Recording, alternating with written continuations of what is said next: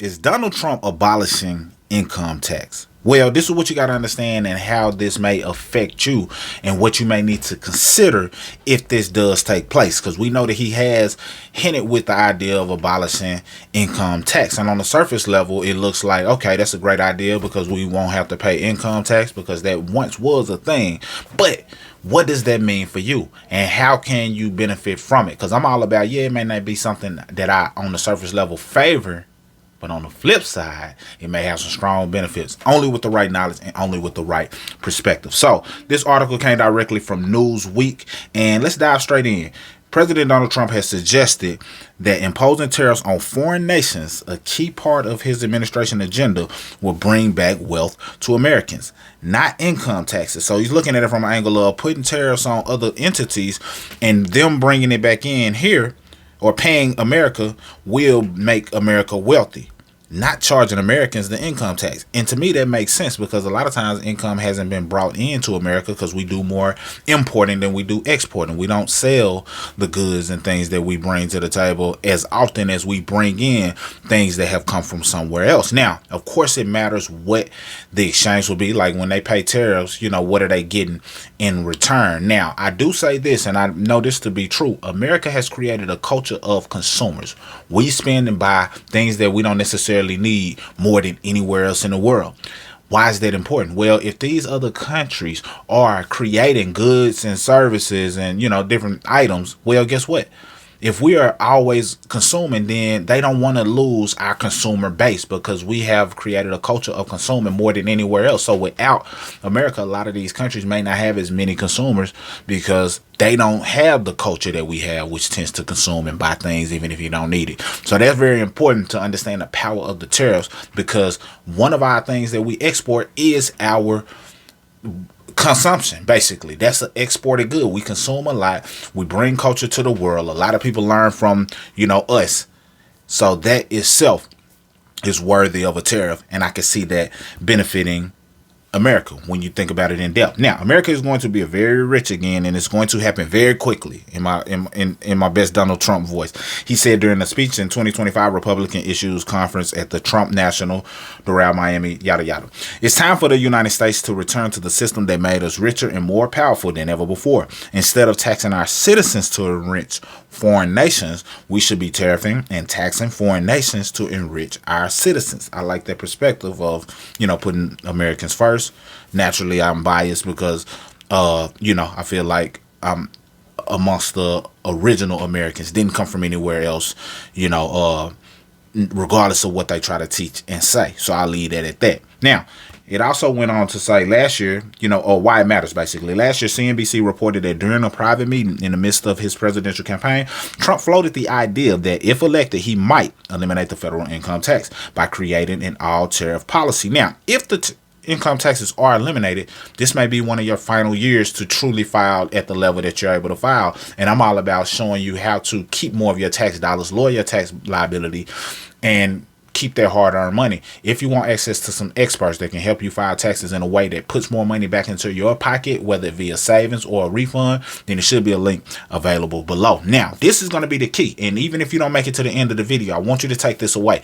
If they do away with income taxes and that money goes back to Americans, it's not a matter of them getting the money and Americans getting richer. It's a matter of what you do with that money. You see, we teach a strategy known as income shifting. Income shifting basically means that you cut off expenses in certain areas, and then what you do with that money can make you wealthy. So we show people how to not be overtaxed at their job, because most people are overpaying in taxes to the tune of $200 to $800 a month. And now if we show them how to bring $500 a month in, okay, if you blow it, then it benefits you. But if you put that towards debt, if you put that towards investing, it benefits you.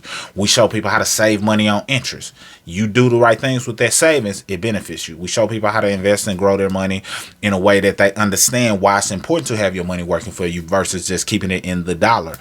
That benefits you. And then, of course, when a person understands tax deductions, if they bring those tax dollars in and they save $10,000 plus in taxes, $20,000 plus in taxes, what you do with the money is more important than what happens by giving you more money. So that's going to be the key takeaway from this. If income taxes goes away, what are you going to do with that excess? What you do with that excess can make you wealthy. What you choose not to do by blowing it on different things or sending the money back towards entities that's selling us stuff because you want to buy that latest and greatest brands that you don't need due to you being a consumer, then it will not be to your benefit. So understand that. That's the thesis of my message. What are you going to do with that excess money? And we show people how to legally minimize their tax liability. We got access to a group of tax experts that helps people do just that when they file taxes. So if that's something you want access to, it's available. Now, Trump later publicly confirmed his intention of eliminating the tax. If what I'm planning comes out, he told barbers in the Bronx, New York back in October. Several experts spoke against the idea back then, expressing concerns over the way it would impact federal government's revenues. Among them was David Kamen, a professor at New York University School of Law, who wrote on X that broadly substituting tariffs for income tax is a sure way to hit hard, low, and middle income Americans and reward the top.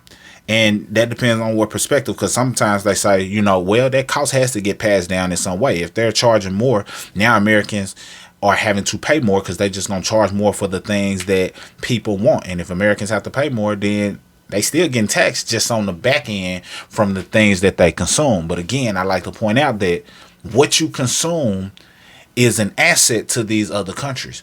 If they are not basically making their produce in America, then they may be hit with a tariff. And if they get hit with a tariff without Americans, then they may not have the income coming in that they once did. So it's a benefit to them. So I can't say for sure that it will cause Americans to have to pay more, but we will have to see, because that is a good point. But my perspective says otherwise. So what you need to know: on Monday, Trump mentioned with a certain nostalgia a past where the U.S. had many more tariffs on goods coming from foreign nations and did not have an income tax. The United States, 1870 to 1913, all tariffs. He basically said that we weren't getting taxed. It was all tariffs. It's actually un-American to pay taxes. Un-American to pay taxes. And that's a plot twist, because they fought for the ability to be tax-free and not be taxed, not taken away from the entities here. So at one point, America was functioning off of all tariffs. And that was the richest period in the history of the United States, relatively speaking, Trump said. Now, they set up a great tariff commission, 1887, and the commission had one function: what to do with all the money that we took in. See, that's the thing. You can bring money in, but what are you going to do with it? To my point. And the same is going to be true for you. If you save on your income tax, what are you going to do with it? When your gross becomes your actual take-home pay, when your gross becomes your net, and there's no taxes being taken out, what are you going to do with it? So Teddy Roosevelt was the beneficiary. He was given a vast amount of money, and that was all made through tariffs. We had no income tax. The income tax came in 1913. What we don't know as of yet is whether Trump plans to eliminate the federal corporate income and payroll taxes, or just the individual income tax, because there's multiple types of taxes. Way too many taxes. You pay taxes on the money that you earn and every dollar that you spend. So it's really overload, to say the least. The latter raises about half of the nearly $5 trillion in revenue that the federal government collects every year, CNN reported. At the moment, only 2% of federal revenues come from tariffs, though this number might inflate if Trump imposes new tariffs on countries like Canada, China, Mexico, as promised. So keep that in mind. How do Americans feel about the income tax? So this is just kind of checking the pulse. While Trump supporters at the Monday event and on social media seem widely supportive of the president's idea to eliminate federal income tax, a recent survey found that a majority of Americans does not consider federal taxes as one of the major problems facing the country. I understand that, but it's so many different things going on that you have to figure out ways that you can increase your bottom line, your take-home pay, in a way that benefits you. So even though this may not seem like a topic that we should be focused on, it can have a positive trickle down depending on if it plays out the way that I'm thinking, or it could be some level of detriment. But the goal is to figure out what angles, what directions it can go. Study history, study how things, tend to shift when tariffs are in place, and then see what options you have so you can think multiple moves ahead. Would this be of benefit? Possibly. If so, how do you react if it goes this way? If not, how do you, respond if it goes the other way. So, a research poll from 2023 found that only 38% of the respondents said what they pay in federal taxes bothers them a lot, less than the share of Americans bothered by wealthy people not paying their fair share of taxes. So, most people think about the wealthy and say that they don't pay their fair share. The wealthy typically just know how to legally minimize their taxes. I'm not mad at that because those tax laws are available to anyone, no matter if they're wealthy or not. We've been teaching people who work jobs and they may just make 20 plus thousand, 30,000, 40,000 a year, how to legally pay less in taxes, even on that level. So as you increase your levels and you get to a place to where you're making more, you just have to find the rules that are applicable to you on their level. So I'm not opposed to a person legally minimizing their taxes. And anytime you downplay the wealthy, then you somewhat exclude yourself from being wealthy because you look at them a certain way or demonize them a certain way. No, I want to learn from it and then play a role in becoming that and being a good producer of society, family, etc. Anyway, however, a majority of 56% of Americans in April said that their federal taxes were too high. Despite the significance of this number, the share of Americans thinking their federal taxes were too high last year was down from 60% the year before. So what are people saying? Basically, the all tariff policy, if implemented, is unlikely to benefit most Americans. The federal income tax is progressive by design, whereas an all-out tariff could create regressive outcomes, burdening lower and middle income Americans while favoring higher income individuals and corporations. My question is how? You got to break down the how. And I feel like sometimes it may cause a price increase or inflation, which we're experiencing right now anyway. And you have to pay attention to the items that you buy because they might say that the inflation rate is less than 7%, but that's a lie because sometimes when you go into the grocery stores, if you're paying attention, I'm going to just use water, for example. I say I'm buying a case of water. It's sometimes that case of water might be $3.99, but then there's other times I go in there and that case of water is $6.99. Might not seem like a big deal because, you know, it's still worth $7 for a whole case of water. However, you down there doubled the price I'm paying. So that's inflation, and that's much more than, you know, less than 7% in inflation. And imagine what other items they do that with. So yes, it can have a negative trickle down if prices increase, but what do you have to compare it to? Because we experience that right now. So we'll see. Time will tell. And, you know, basically they're saying that without income tax, some employers could introduce other forms of compensation for employees instead of raising salaries. Employers would have maximum flexibility and creativity in the entire compensation arena. Job seekers could benefit from creative compensation plans. These are hypotheticals that could happen. However, a consumption tax alternative would have to be structured. So these are hypotheticals. What's next? Should Trump introduce an all-tariff policy? As you let me know what you think. You know, as previously suggested, the expected increase in the cost of foreign-made goods will eventually be passed on to the customers, which is what I said. Basically, they're saying, hey, all right, if they're charging tariffs, we're just going to charge more. Well, that would defeat the purpose.